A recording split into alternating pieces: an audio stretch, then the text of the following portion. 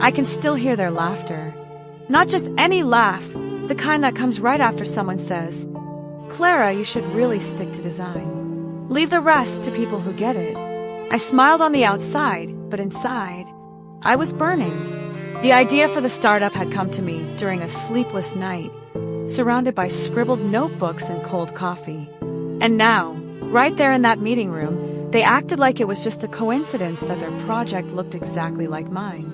But I stayed quiet, because in that room, full of older, louder voices, I was just the creative girl with colorful post-its. They always saw me like that, the sketch girl who made things look pretty but didn't understand business. And the worst part, I believed them for a long time. Sitting in that tiny co-working space, with hope bigger than my budget, I almost ripped my notebook apart. I started thinking maybe I was just being dramatic, arrogant, but something deep inside whispered, this is where it starts. And maybe, just maybe, the way I saw things was exactly what made this different, even if they couldn't see it yet. My first pitch to investors was a disaster.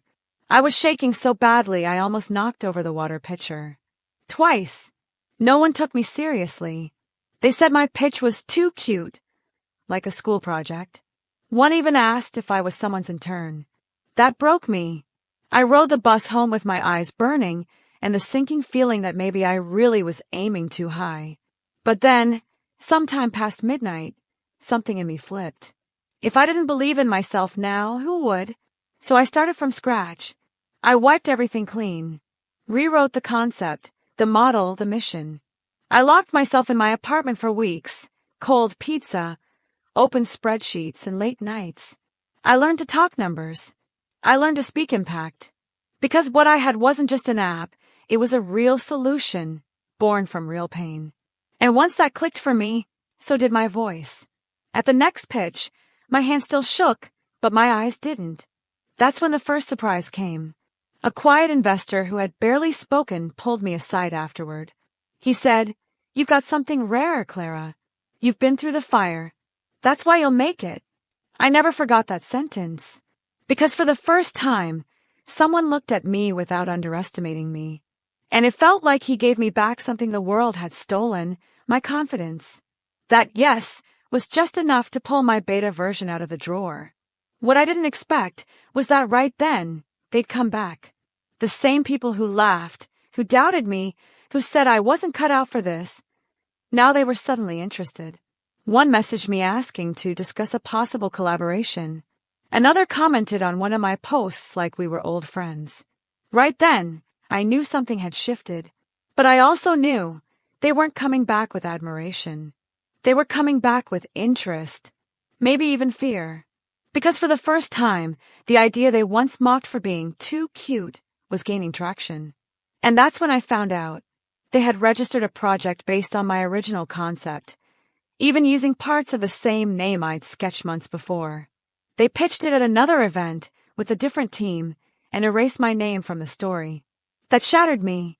It was like they were rewriting everything and cutting me out completely. That night, I sat on my kitchen floor and cried like a child. But when the crying stopped, what was left was a clean, sharp anger. The kind that picks you up, the kind that makes you promise yourself no one will silence you again. That night, in the dark, I made a decision. I was done asking for permission, done waiting for validation from people who never believed in me.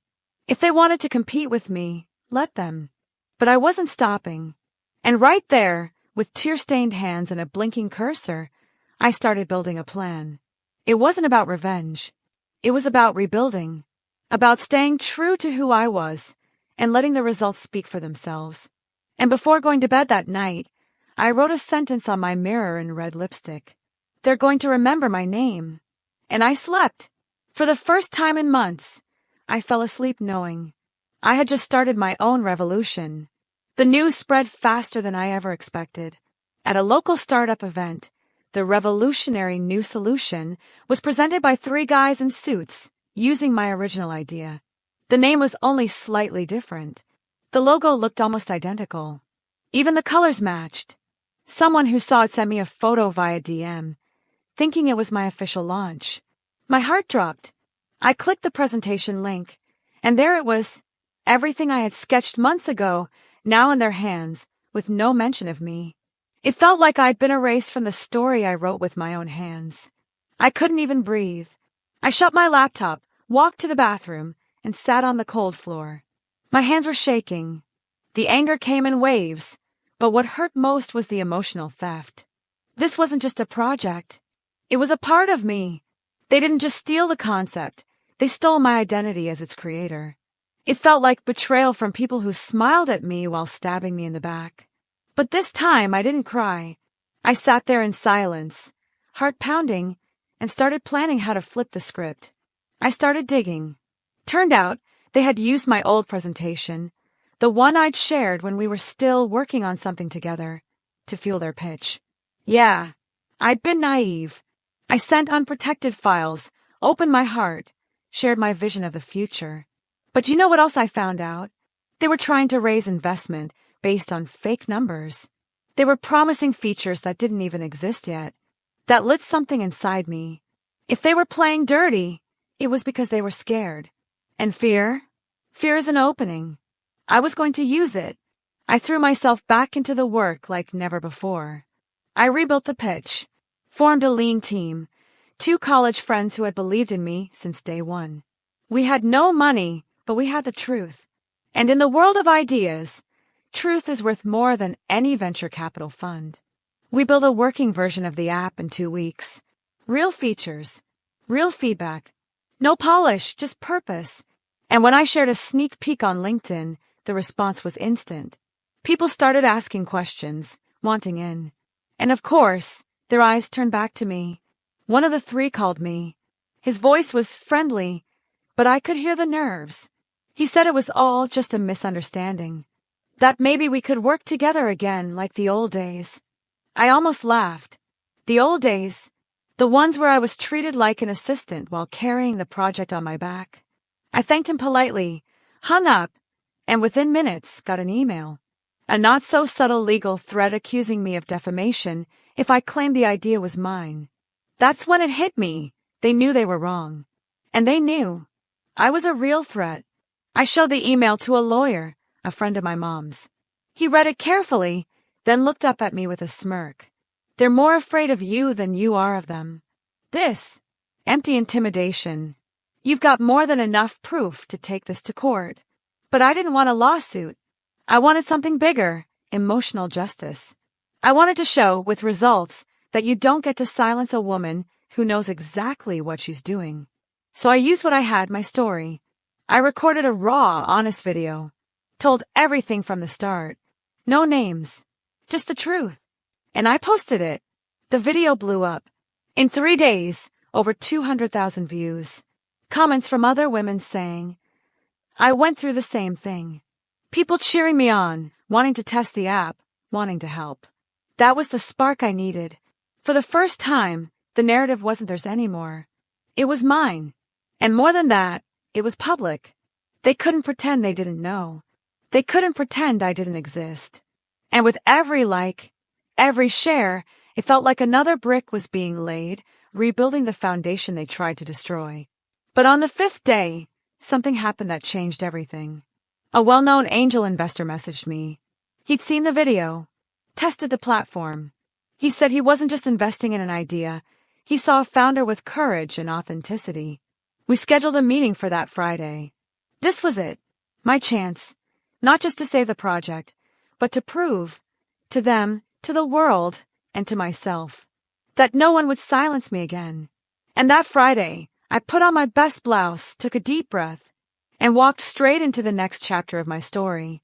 The meeting room was wide and filled with light, thanks to massive windows that let the whole city peek in. I was sitting at the head of the table, alone waiting. I had arrived 15 minutes early. Not because I was nervous, but because this was my shot, and I wasn't going to miss it.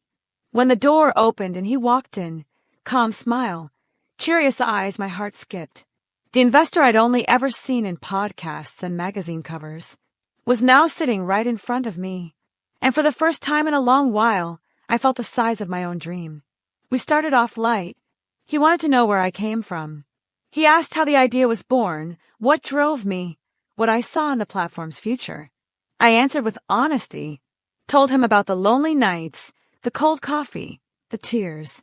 But I also spoke of a conviction that wouldn't let me quit. He listened closely, taking notes, never interrupting.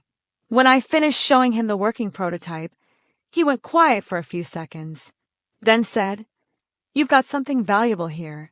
And it's not just the idea. It's you, the way you carry this. That's something you can't teach." I almost cried, but I breathed deep and thanked him. Then he said that before finalizing any support, he wanted to be fair and hear other perspectives. I agreed, feeling steady.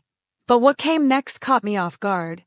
He had invited the same 3 people who tried to erase me to present their version that same afternoon. He said he wanted to see both sides. My stomach flipped. I tried to keep it together, but inside, the panic surged. It would happen here, face to face, with the ones who stole from me. And now, under the same light, we'd see who really had vision and truth. When they walked in, they faked surprise at seeing me. One of them even reached out, all plasticky smile and fake tone. "Well, what a nice coincidence, Clara."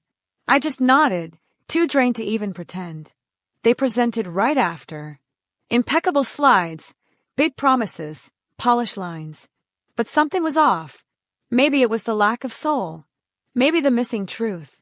Or maybe it was the way they danced around any origin story, as if it all just appeared one day out of thin air.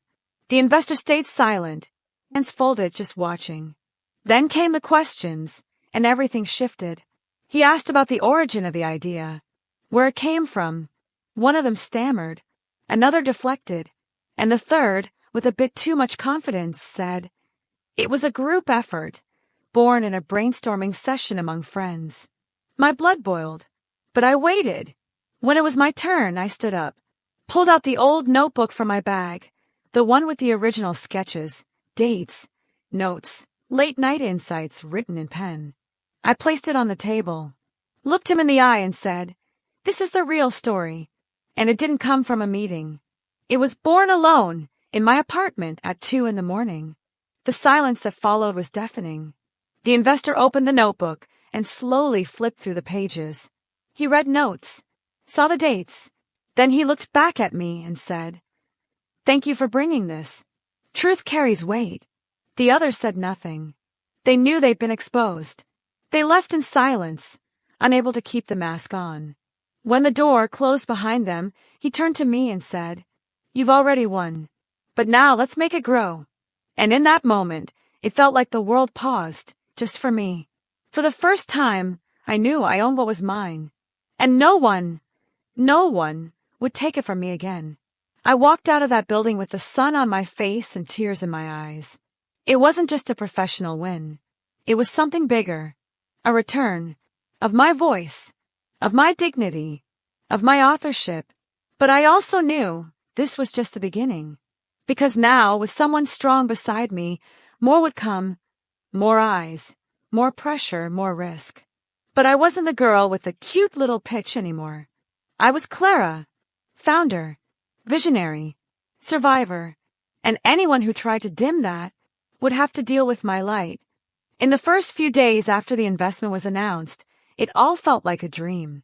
The platform started getting attention, invites to events began pouring in, and for the first time, I felt like my name was being tied to something big, and rightly so.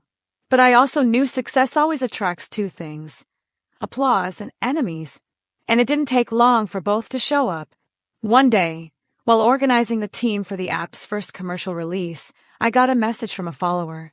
"Clara, have you seen what they're saying about you on Forum X?" My stomach dropped. I clicked the link, and there it was, a full thread questioning my legitimacy as a founder. Anonymous posts hinting I'd stolen the idea, claiming the investor only supported me because of personal interests, saying I was just a pretty face with a smooth pitch. Some messages were cruel, dripping with misogyny and poison. I read each line with trembling hands. It felt like they were trying, once again, to rip me out of the story I fought to write. I wanted to reply to every attack, to scream, to prove them wrong. But something held me back. I'd been here before, and this time, I knew I had to play smarter. I called a team meeting and told them what was happening. I braced for criticism, but got nothing but support. One of them said, "Clara, you've been through worse. This just proves you're a threat now." Another added, "They want to wear you down, but you can't give them that win." I cried that day, not out of sadness, but because I realized I wasn't alone anymore. And right then I made a choice. Instead of defending myself, I'd keep building. Because noise doesn't shake someone focused on laying real foundations. The turning point came with a simple post. I shared, calmly and transparently, the journey of the company so far. No playing the victim. No attacks. Just the truth again. And I added a single sentence that spread like wildfire. Nothing born from theft grows with deep roots. People got the message. The post went viral. Industry influencers reposted it. Media outlets picked it up. And those same people who wanted to bury me saw that the more they attacked, the more people wanted to hear me. But the attacks escalated. An anonymous email hit the platform's support inbox with fake, edited screenshots pretending to show me negotiating illegal shares with the investor. I laughed, but with disgust. They were really willing to go that far. I sent it to my lawyer, who calmly said, "These are so poorly done they wouldn't survive a basic forensic review. But we should brace ourselves. They'll try something bigger."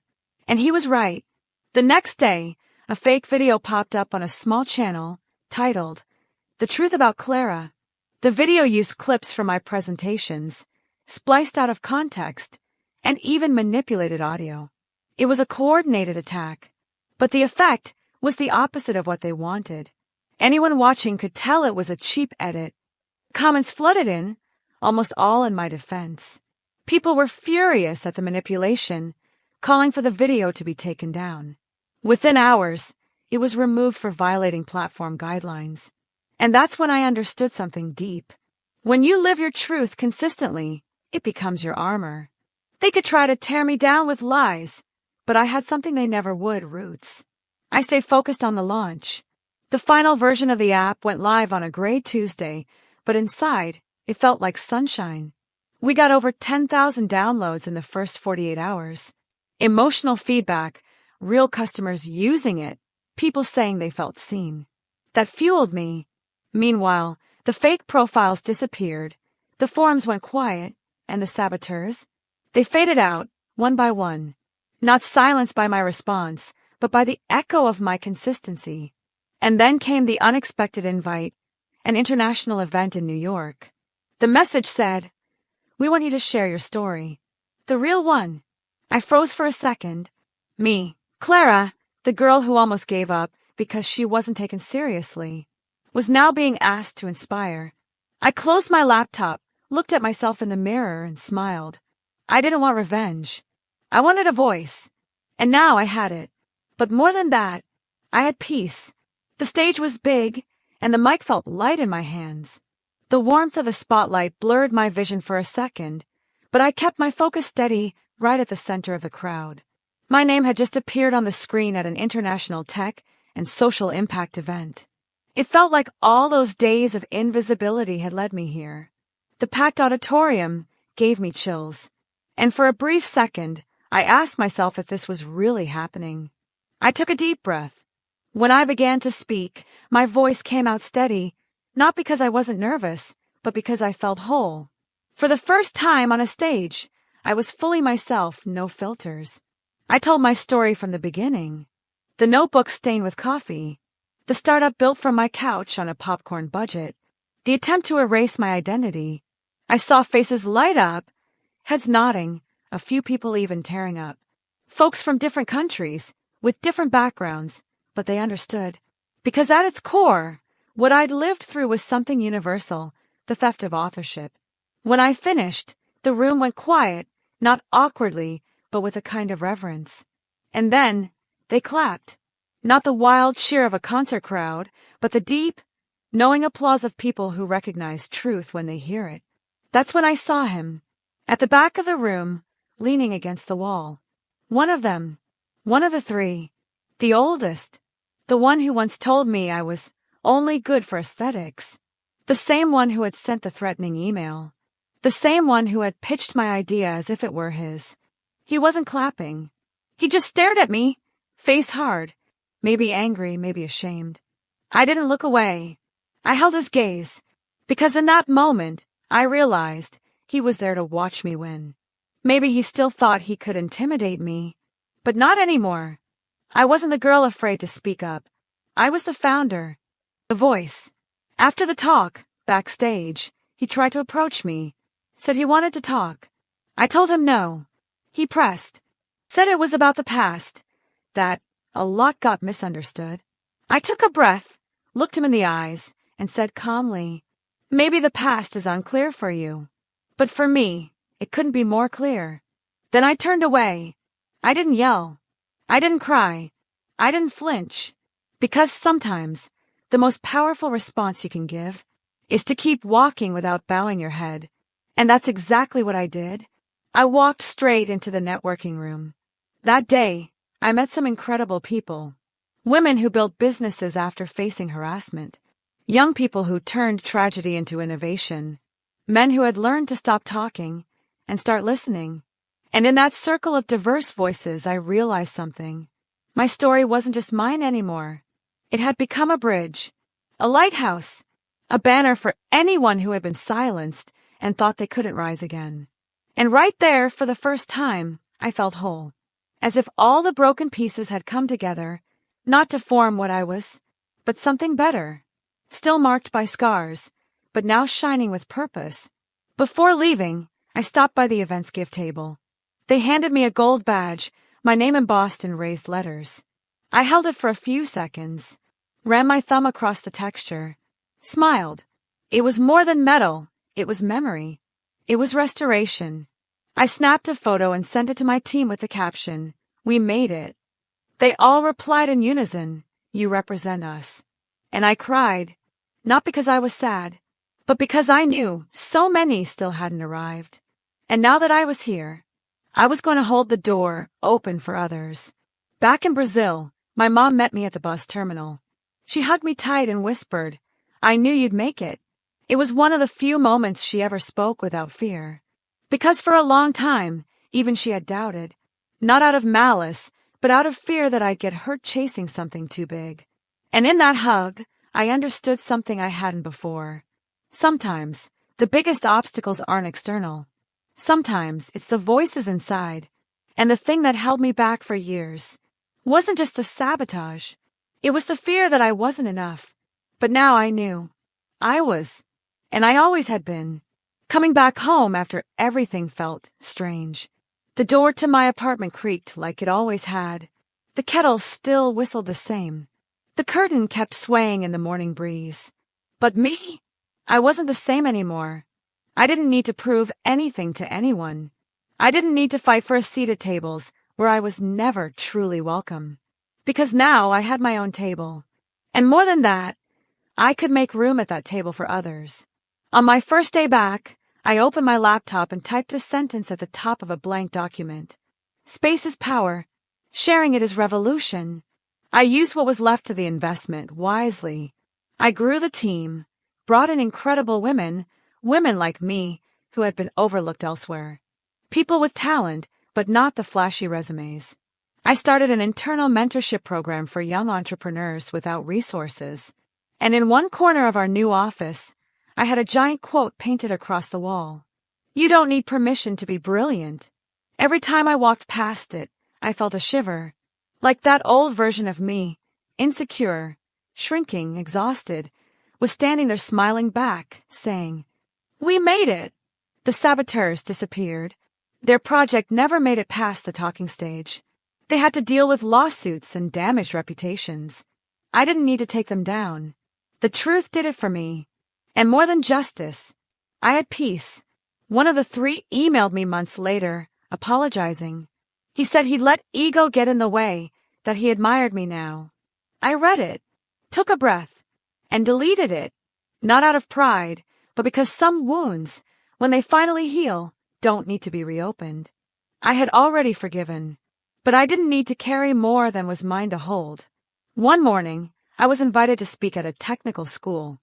They wanted me to talk to the students in the entrepreneurship program. When I arrived, I saw girls with backpacks, hair tied back, eyes full of curiosity.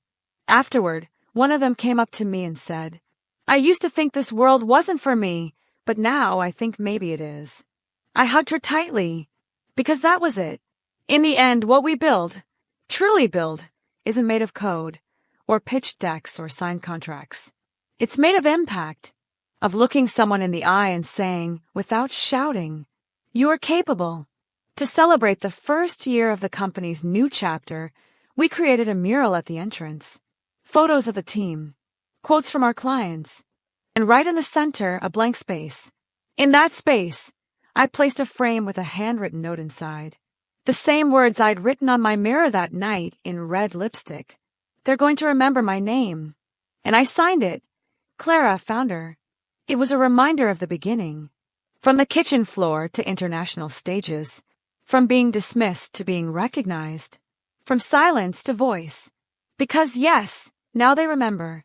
But more importantly, now I remember me. Without fear.